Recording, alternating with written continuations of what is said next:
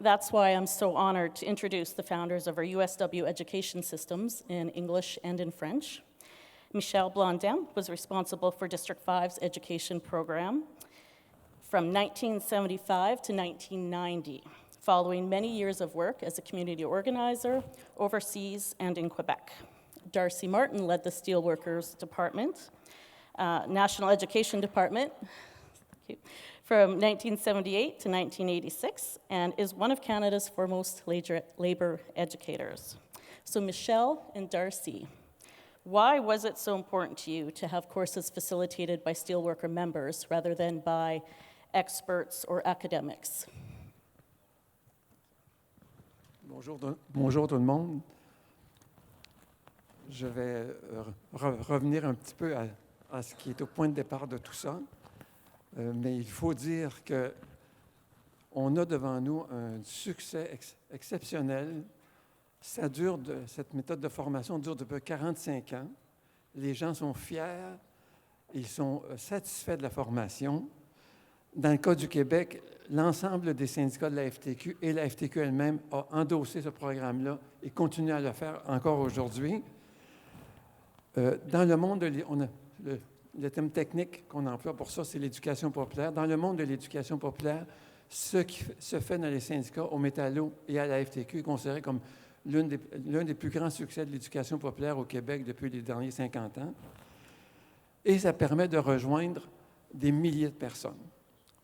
Je vous conte la petite histoire de ce programme-là. Le point de départ de tout ça, c'est que d'abord, il y a toujours eu de la formation au syndicat des métallos, mais plus particulièrement au district 5. En 1974, le responsable de la formation décède après avoir fait une dizaine d'années de formation. Le directeur du district 5, Jean Gérin-Lajoie, que certains d'entre vous ont peut-être connu il y a fort longtemps, Jean Gérin-Lajoie s'est mis à réfléchir à qu'est-ce qu'il souhaitait développer comme formation. Il s'est donné comme 3 repères. Le premier, c'est qu'on puisse former beaucoup de monde, donc du volume. Le deuxième, c'est que ça ne coûte pas trop cher aux syndicats, donc des coûts raisonnables. Le troisième, c'est un système de formation qui permettrait de valoriser les travailleurs de la base qui eux-mêmes feraient la formation, mais ils ne savaient pas comment le faire. À ce moment-là, moi, j'avais déjà une dizaine d'années d'expérience dans le milieu populaire difficile de Montréal, les quartiers ouvriers, une méthode d'intervention qui ressemblait beaucoup à la méthode syndicale qu'on appelait l'animation sociale. Et en plus, j'avais travaillé 3 ans en Amérique latine, comme ça a été rappelé tout à l'heure, dans un centre de recherche en éducation populaire où j'avais découvert les méthodes de Paulo Freire. Paulo Freire, c'est un philosophe de l'éducation d'origine brésilienne qui a, à partir de l'alphabétisation, développé une méthode dans laquelle ce sont des pairs, des gens qui viennent de la base, PAIR, des gens qui viennent de la base, qui en forment d'autres, et surtout, ils le font en aidant les gens à prendre conscience de leur situation.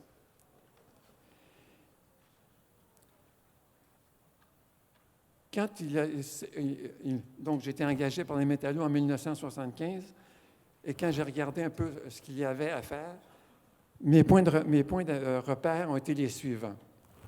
Le premier, c'est une formation pour l'action. On prépare des gens à agir. Deuxième, il faut que ce soit dans un langage simple et compris de tout le monde. Troisième, c'est que ceux qui font cette formation-là, qu'on a appelé les formateurs par la suite, il fallait qu'ils soient crédibles par leur engagement. Quatrième, c'est que ces formateurs-là devenaient des modèles pour les gens qu'ils formaient. Ça m'a amené, avec une équipe, à réfléchir à l'approche pédagogique à développer. La première chose qu'on a décidé très vite, et c'était le mandat que j'avais reçu du directeur des métallos de l'époque, c'était de le faire avec des travailleurs de la base, des gens qui avaient de l'expérience syndicale, qui n'avaient, dans la très grande majorité, jamais fait de formation, mais qui étaient capables d'apprendre. Deuxième, il fallait que la formation parte de l'expérience concrète des gens. Les gens ont de l'expérience, ont une richesse, il s'agit de l'exploiter. Troisième élément, il fallait trouver des méthodes pédagogiques adaptées surtout à cette époque-là, des travailleurs manuels qui avaient haï l'école et qui n'étaient pas capables de rester longtemps assis. Quatrième caractéristique, c'est qu'il fallait que ce soit axé sur des actions à poser. Donc, quand on sort du cours, on sait quoi faire. On considérait, cinquième caractéristique, que ça devait se faire en co-animation. Ça veut dire deux formateurs qui se soutiennent. L'un fait la formation avec le groupe à un moment donné, l'autre suit le groupe et est attentif à l'évolution du groupe. Et tout ça avec de l'encadrement, parce que c'est des formateurs qui vont être dans un processus continuel de formation et de développement de leur potentiel. Donc, c'est ça la petite histoire simple du départ du programme de formateurs tel qu'il s'est développé au Québec et plus tard ailleurs. Merci. So, my name's Darcy Martin. I was hired just a few years after Michel, and my job was simple. Do in English Canada what we did in Quebec. Now, have people noticed in Canada, it's not simple for the Québécois to do what the English Canadians do. Have you noticed that? There's even resistance. There's even something called a different culture. There's even something called a different nation. So it doesn't transfer smoothly, and it didn't transfer smoothly the other way. So taking these great ideas, these great accomplishments that Michel and others led in those years into English Canada was not a piece of cake. But the recently elected national director, Gérard Docquier, knew the program in Quebec intimately. He said, it can be done, so do it. It was a pretty simple direction. And so we tried to do it. Let me tell one example of what this meant. We had 6 of us. We were trying to design a new steward course so it would be more participatory. And all of a sudden, one of the people in the group burst out laughing because a person who looked sort of like Michel and me now had brought in a black and white film and put it on. It was a grievance film. It was excellent. And she couldn't help herself. This was a younger person, a new steward, and a person who just said, look, I'm really sorry. I don't mean to hurt your feelings, but are you serious? Are you going to show a black and white film to new stewards? And the person who brought it, his name was Wilf, he said, well, it's a classic. She said, well, okay, let's put it into a course on Union history. But we're not going to, she said that the people who show up, her name was Patty, she was from the Weiser Loch local in the Lower Mainland, she said, come on, people who are coming are young people. They're people like me. They're going to start laughing the moment you put the film on. She said, I can't be associated with a program that has black and white films. Are you kidding me? So Wilf he sat back, and it was really a turning point for me. He said, you're right. He said, I can say you're right. I don't know what to say next. She said, well, let's develop new stuff. Let's develop new material that reaches and involves the young members. And that's what we had to do. So we started developing new audiovisuals. We started developing other things, but mostly we started talking with the people who looked at that time, like Michel and I look now, and said, we have to hand over some leadership. we have to actually democratize the culture of the steelworkers. And they said, okay. So the staff came in and supported the program. It's a very important point. Without the support of the staff, this thing would have gone into a wall and we wouldn't be here today celebrating. So I want to just acknowledge the contribution of staff because they came from a culture where education was a crowd like this.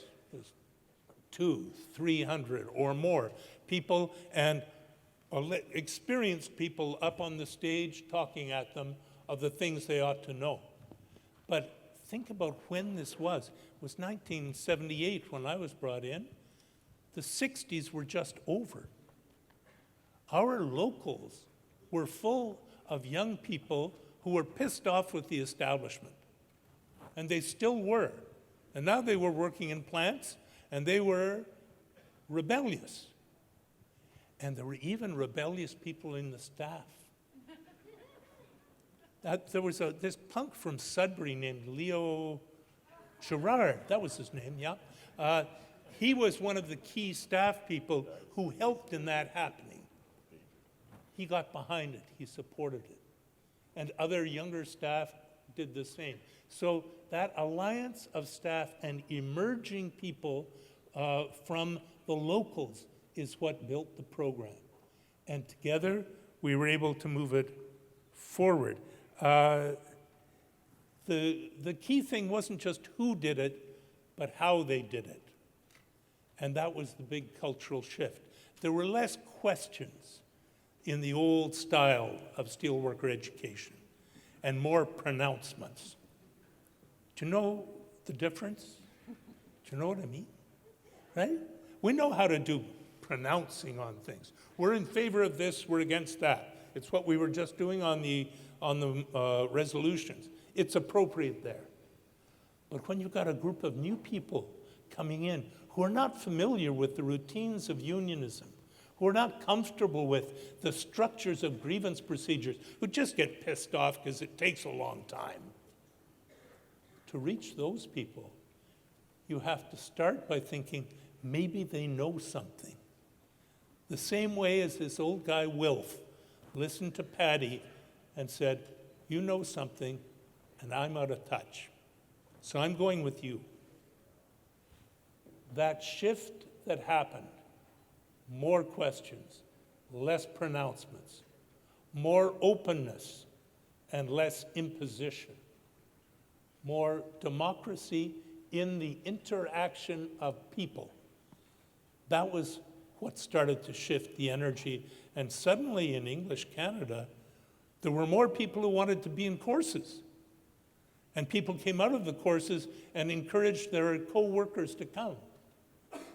And the course leaders, facilitators, member facilitators, as you call them now, those people started to feel some pride in their new role. And the nice thing was, they didn't start to put on airs about it. They just saw it as part of their union work. You know, somebody who can add and subtract, hopefully. You put them in on the finances of the local, with luck. Somebody who can talk and listen, you put them in to be a course leader. And you see them grow. And you see them starting to raise issues themselves, because the idea of asking the questions was not just to leave it there, it was to start a dialogue. And that dialogue leading to action was the whole purpose. The purpose was not just listening to each other, but doing something with it. And so, more energy, more participation, more democracy, and it was an exciting time. And that went on for a few years. There was kind of a high point in which across English Canada, English-speaking Canada, you have this momentum.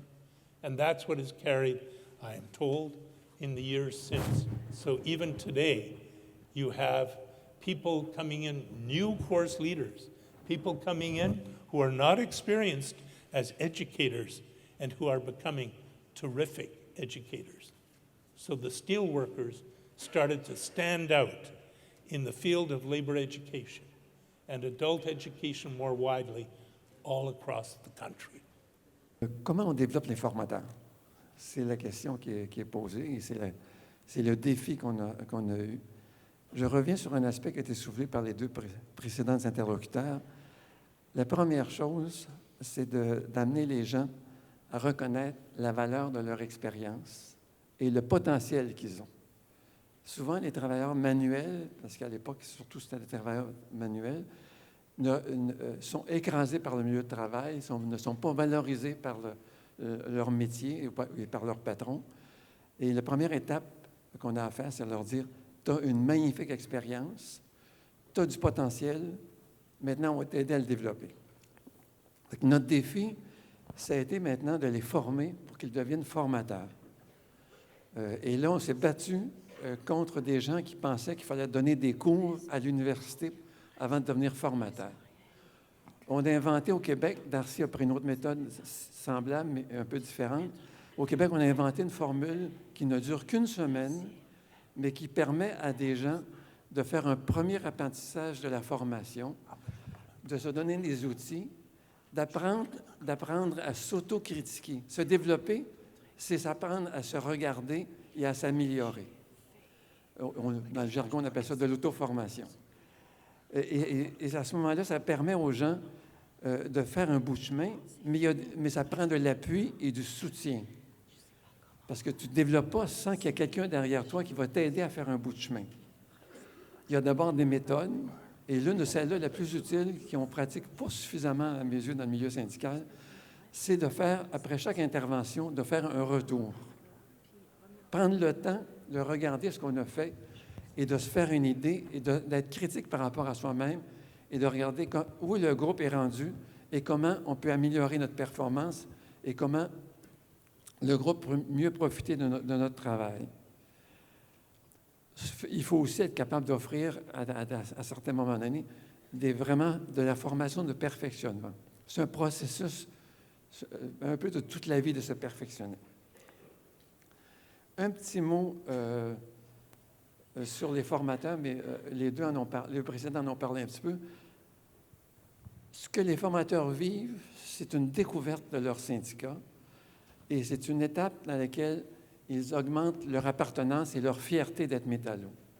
Quand on leur confie de former d'autres personnes, qu'on les fait circuler à travers leur syndicat, dans le cas du Québec, à travers la province de Québec, à ce moment-là, ils connaissent beaucoup mieux les différentes dimensions de leur syndicat.